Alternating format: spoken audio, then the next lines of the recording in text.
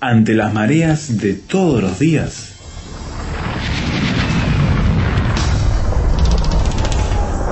Llegamos a tierra firme.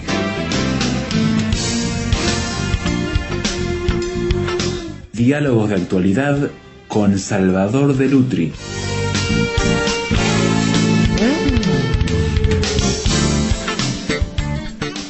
Hay centenarios que uno no quisiera festejar o celebrar, mejor dicho, o recordar siquiera nunca, como es el caso de la Primera Guerra Mundial, que recientemente hemos estado viendo recordatorios, homenajes, actos, Salvador, que nos hablan de una herida que se abrió en la humanidad y que hasta el día de hoy todavía sigue repercutiendo. Bueno, yo estoy bastante ligado con la guerra de 1914, porque mi abuelo paterno hizo la guerra. ¿Tu abuelo paterno? Sí, mi abuelo paterno estuvo en la guerra de 1914 por el ejército italiano, en uno de los ataques, por lo que yo pude saber, hacia el Imperio Otomano, ¿no? Parece que en alguno de los frentes estuvo allí.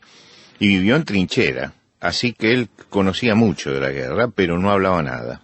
Yo lo que recuerdo de mi abuelo es que el recuerdo de la guerra del 14, él lo tenía grabado a fuego adentro, que era un hombre muy parco, pero cuando uno le preguntaba acerca de la guerra y se decidía a hablar algo, que hablaba muy poco sobre eso, lo hacía llorando. Había quedado profundamente impresionado, lo habían llevado siendo muy joven a la guerra, había dejado a su esposa embarazada de uno de sus hijos, al que conoció 2 años después. Recuerdo algunas cosas que contaba de esa guerra, por ejemplo, que en las trincheras aparecía una rata y se mataban entre ellos los soldados por comérsela. Y la falange de uno de los dedos se la había cortado él voluntariamente. Es decir, no podía volver a ver a su familia después de 2 años y sabía que había un hijo que había nacido o que no había nacido, que se había muerto, ¿no? Entonces, en un acto heroico, se pegó un hachazo en un dedo para que lo mandaran a enfermería y poder hacer la recuperación en Italia para encontrarse con su esposa y con sus hijos. Si no, no hubiera podido regresar. Lo que quiere decir que, además, él hablaba de cómo los habían llevado a la guerra, cómo los enfervorizaban y cómo decían lo que fue el lema de la guerra para terminar las guerras. La medalla que me mostraba, y tenía 2 medallas como combatiente, a las que no le daba ninguna importancia, pero solamente como testimonio histórico, tenía escrita la frase guerra per la civiltà, guerra por la civilización. Quiere decir que el mundo entró en guerra creyendo que buscaba la paz. Y yo creo que entró en crisis del siglo XIX, porque realmente 1914 es el comienzo del siglo XX. Los siglos no respetan el calendario. El siglo XX empieza en 1914, que cambia el mundo, ¿no? Y termina cuando cae el muro de Berlín. Exacto. ¿No? Digamos que si hubiera que ponerle límites reales, no los límites que marca el calendario, la época sería esa del siglo XX, ¿no? ¿Y qué había pasado antes? El siglo XVIII dejó a los pueblos y a los hombres muy entusiasmados. Muy entusiasmados porque los avances técnicos del siglo XIX fueron tantos, tan importantes, que la gente creyó realmente que había llegado el momento de que se establecía una civilización diferente. Pensemos que cuando empieza el siglo XIX, el único vehículo que conocía el hombre era el carro con caballos. Y cuando sale del siglo XIX, tiene barcos a vapor, tiene automóviles y tiene aviones, y tiene trenes. Lo que quiere decir que el cambio fue tremendo. Los inventos del siglo XIX fueron espectaculares, los cambios que se produjeron fueron espectaculares, comenzó la sociedad industrial, eso cambió el mundo. Y cambió también Europa, y surgió un optimismo muy fuerte y una doctrina filosófica, una filosofía, el positivismo de Comte, de Augusto Comte, que era realmente el decir que la ciencia era Dios y que había que hacer una religión de la ciencia y que el mundo realmente había dejado atrás el oscurantismo de la fe para entrar en esa maravilla que era el mundo de la tecnología, donde el hombre era un ser razonable. ese optimismo con que se empieza el siglo XX, ese optimismo de que vamos a tener un mundo maravilloso y mejor, recibe un baldazo de agua fría cuando se empiezan a producir los alineamientos en Europa. Europa era un continente de reyes y emperadores. Había algunos países que estaban técnicamente muy desarrollados, como Inglaterra, Francia y Alemania, y otros que eran agrícolas todavía, ¿no? Que todavía trabajaban la tierra. Había grandes diferencias económicas, grandes diferencias políticas, porque también estos países desarrollados en alguna forma querían tener primacía. Y entonces empiezan a alinearse. ¿Y quiénes son los que se alinean? Y bueno, se alinean por un lado Inglaterra, Gran Bretaña, digámoslo correctamente, Francia y Rusia, que habían solucionado problemas en las colonias que tenían y entonces podían unirse.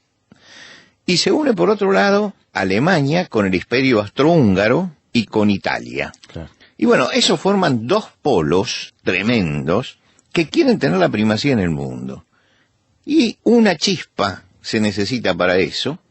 Y esa chispa surgió en Sarajevo, cuando matan al archiduque, aquel crimen con el que comienza realmente... Ya venía todo preparado al escenario. Sí, el escenario estaba preparado, y el 28 de junio de 1914, un comando serbio-bosnio en Sarajevo mata al archiduque Francisco Fernando y a Sofía, que era la esposa. Claro. Fue una provocación. Esa provocación pretendía golpear al Imperio Austrohúngaro, es decir, pegarle un golpe al Imperio Austrohúngaro. Ahora, eso empieza a alinear a todos y comienza la guerra. Y se comienza con mucho entusiasmo, porque esta es la guerra por la civilización. Con ese eslogan de fondo, imagínate. Claro, además la gente iba con entusiasmo. Es como todas las guerras, ¿no? Se empieza con un entusiasmo tremendo y casi siempre se habla de las grandes palabras que son las que llevan adelante el asunto, ¿no? Se hablan de libertad, se habla de bienestar, se hablan las grandes palabras que conmueven, y detrás están los intereses económicos turbios, ¿no? La búsqueda de poder. En definitiva, eso es lo que estaba abajo. Eso es lo que desata esta guerra que deja más de 20 millones de muertos. Nunca la humanidad había visto eso. Pensemos que hasta ese momento las guerras no tenían la tecnología que tuvieron en esa época.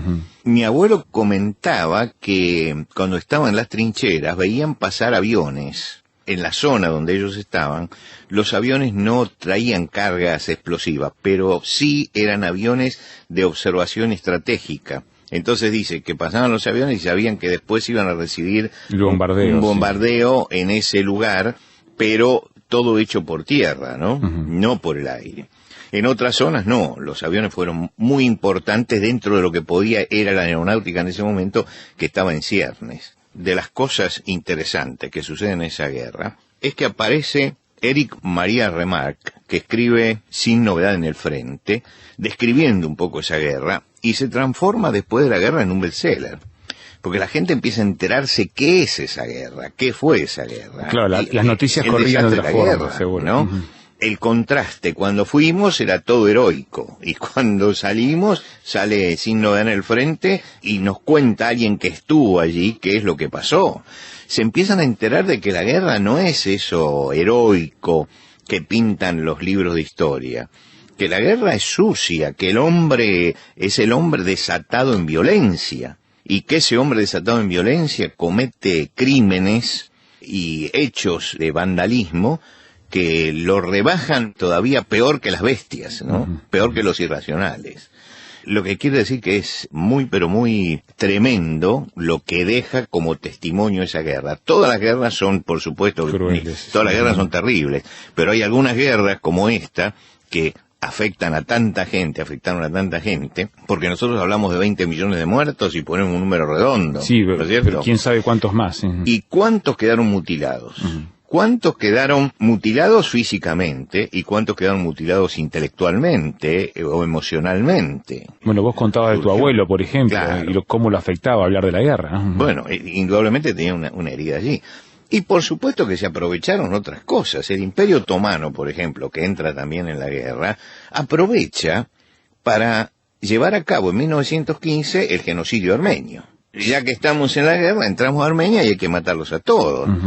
Y mataron 1,5 millones de armenios. Que habría que sumarlos hasta también. El día de hoy los turcos no quieren reconocer esto, pero la realidad es que el primer genocidio se produce durante la Primera Guerra Mundial y lo hacen los turcos contra el pueblo armenio.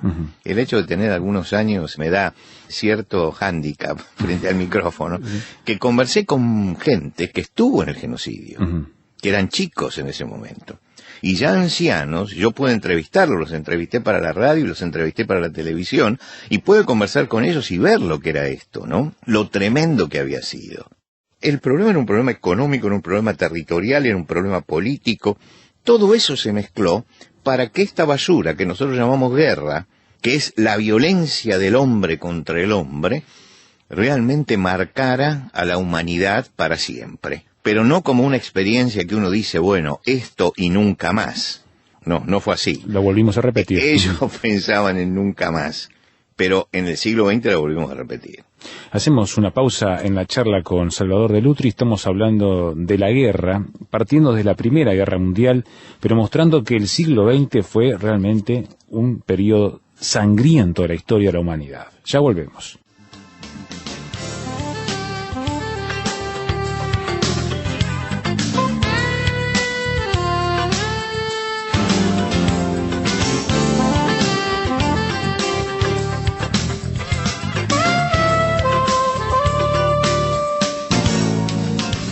Tierra Firme en Internet. Descubra nuestro sitio, materiales, datos, la transcripción de estos comentarios, frases sobre este tema que le ayudarán a desarrollar una posición con bases sólidas. Visítenos en www.tierrafirmertm.org www.tierrafirmertm.org. Tierra Firme es una producción de Radio Transmundial.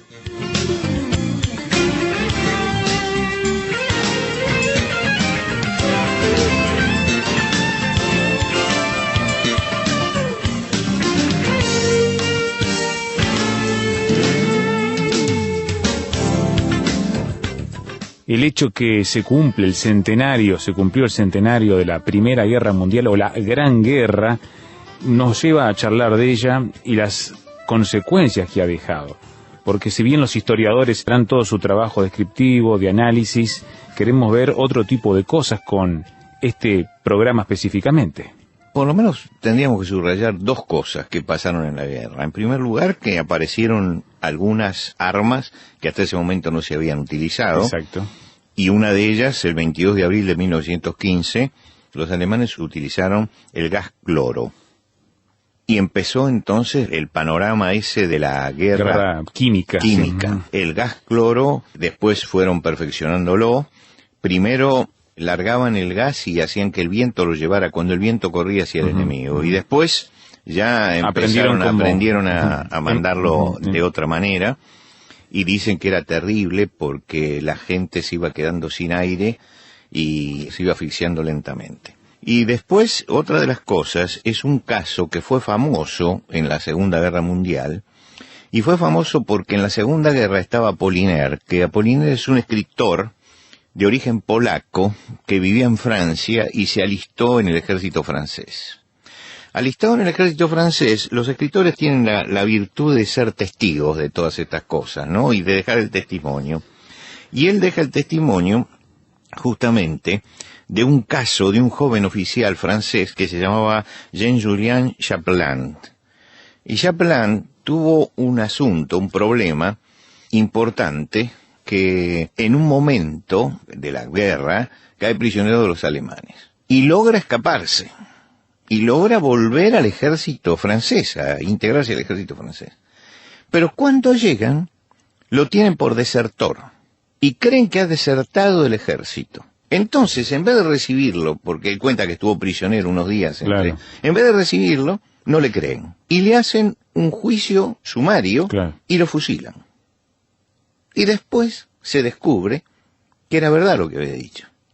Este es el caso que Apollinaire pone por escrito y por eso nos enteramos.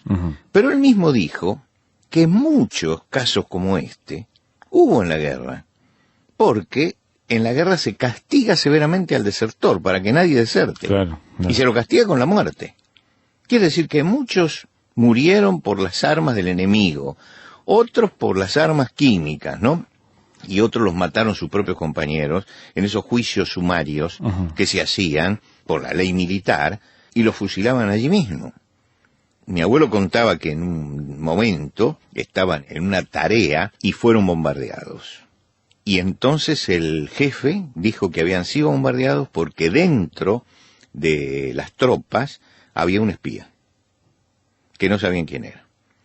Entonces dice, formaron a todo el ejército y los contaban. Y entonces sacaban al número 10, al número 20, al número 30, al número 40, cada 10. Y a eso lo fusilaron. El escarmiento era eso. Eso es la guerra. Entonces, cuando leemos en los libros de historia las maravillas que nos dicen de las guerras, tenemos que pensar que no es esa la verdad. Sí, todo lo épico que se quiere construir. No hay nada épico en la guerra. La guerra es miserable. La guerra es tremenda. Goya fue el que habló de los desastres de la guerra y pintó sobre eso, y nosotros hemos hablado en algún programa sobre todo eso, ¿no? Quiere decir que él mostró realmente el problema tremendo de la guerra. ¿Y todo de dónde nace? La falta de paz nace de que no hay paz en el corazón de los hombres. Y cuando no hay paz en el corazón de los hombres, se empiezan a mover las ambiciones, se empieza a mover la voluntad de poder, se empieza a mover la codicia, porque al no tener paz en el corazón, el hombre cree que por esos caminos lo va a satisfacer. Y lamentablemente los pueblos se engañan también y vivan la guerra. Yo vengo de un país como Argentina, que vivió la guerra de las Malvinas, cuando se sabía que íbamos al desastre, íbamos a la muerte. Y los pocos que conocíamos, además vos sabés lo que es trabajar en los medios, que cuando uno está en los medios, recibíamos en ese momento del teletipo, sabíamos la verdad de lo que pasaba. La noticia del frente, sí. Y las noticias del frente. Y se sabía lo que pasaba. Y resulta que al país se le daba solamente las noticias que el gobierno ordenaba dar. Recuerdo que estábamos en la radio con un militar al lado vigilando. ¿Qué es lo que decían? ¿Qué es lo que decíamos? Y yo, gracias a Dios, no tenía en ese momento un programa de noticias, pero recuerdo que le dije al inspector de la radio el primer día de la guerra, que se acercó y me dio las cosas que no se podían decir, que se podían decir. Yo le dije, mire, si ustedes piensan que yo voy a decir aquí viva la guerra, están equivocados, no lo voy a decir nunca. Porque esto es una locura. Digo, entonces, yo voy a seguir con mi línea, voy a bregar por la paz, y bregué por la paz. ¿Por qué? Porque como cristiano yo me sentía inhibido de entrar en la alienación de la gente que cree que bajo la bandera del nacionalismo malentendido, se puede mandar una cantidad de jóvenes a la muerte. Yo no creo que nada vale lo que vale una vida humana. El Señor Jesucristo habló de qué ganará el hombre si granjeare todo el mundo y perdiere su alma. Está diciendo que la vida del hombre, el alma humana, lo que es el ser humano, es valiosísimo. Y creo que no se puede, en estos ideales épicos y en estas gestas épicas, meternos a decir tenemos que matar al que tengo enfrente. En primer lugar, porque nunca hay fines altruistas en lo que se hace. Siempre, detrás del aparente fin altruista, existe una codicia, existe el pecado del hombre, existe la voluntad de poder. Y detrás de eso se atenta contra la vida del prójimo. Por eso yo creo que en esto hay que tener mucho cuidado, y yo creo que cuando invocamos el nombre del príncipe de paz, tenemos que militar por la paz. Y yo me he sentido siempre un militante de la paz. ¿Por qué? Porque desde mi fe cristiana entiendo eso que Jesucristo le dijo a Pedro, que el que a hierro mata, también a hierro iba a morir, que la violencia siempre engendra violencia, y que la violencia siempre engendra una violencia mayor. Y por eso yo creo que lo que necesitamos es tener paz en el corazón, y recordar aquellas palabras de Jesús cuando dijo, mi paz os dejo, la paz os doy. Cuando la paz de Jesús, no la paz que firman los hombres, sino la paz de Jesús está en el corazón, entonces entendemos lo tremendo que es la guerra y entendemos el respeto que tenemos que tener por el prójimo. Porque Versalles no selló ninguna No paz. selló ninguna paz. Mira, el Tratado de Versalles es muy interesante. Fue el prólogo de la Segunda Guerra. Sí. Porque los vencedores humillaron en tal forma a Alemania que no le dejaron más que camino a otra guerra.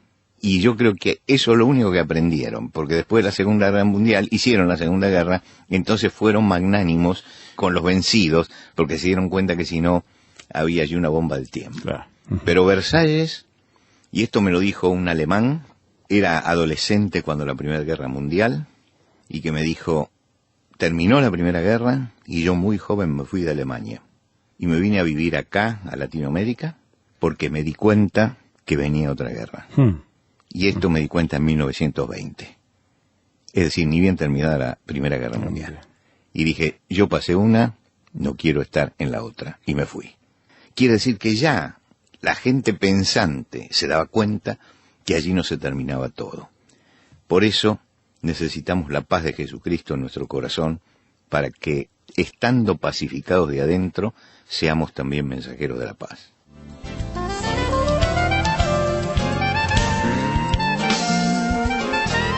Los grandes músicos en tierra firme.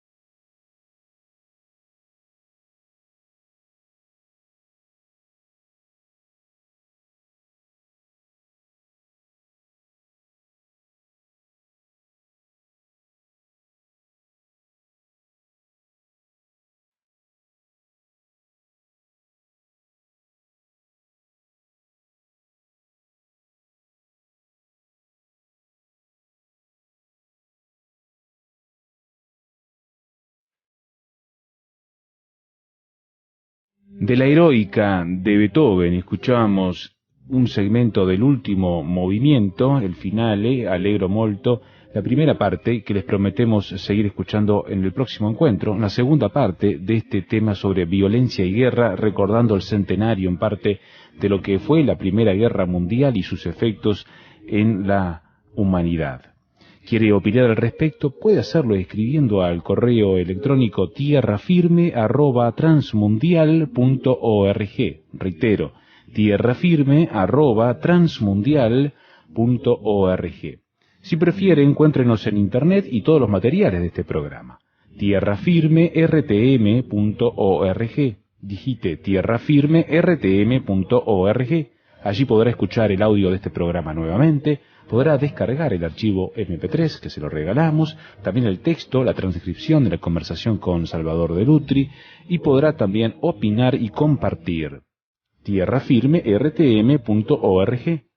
Allí encontrará además artículos, audios de otros temas, los grandes temas que son conferencias de Salvador de Lutri, entre otras posibilidades que tenemos disponibles para usted en esta biblioteca digital.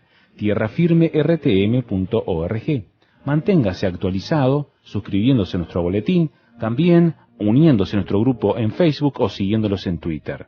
Si desea una carta al estilo tradicional, puede hacerlo escribiendo a Tierra Firme, casilla de correo 5051, Montevideo, Uruguay.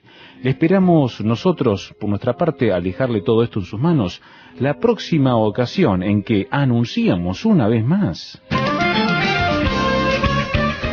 Tierra Firme.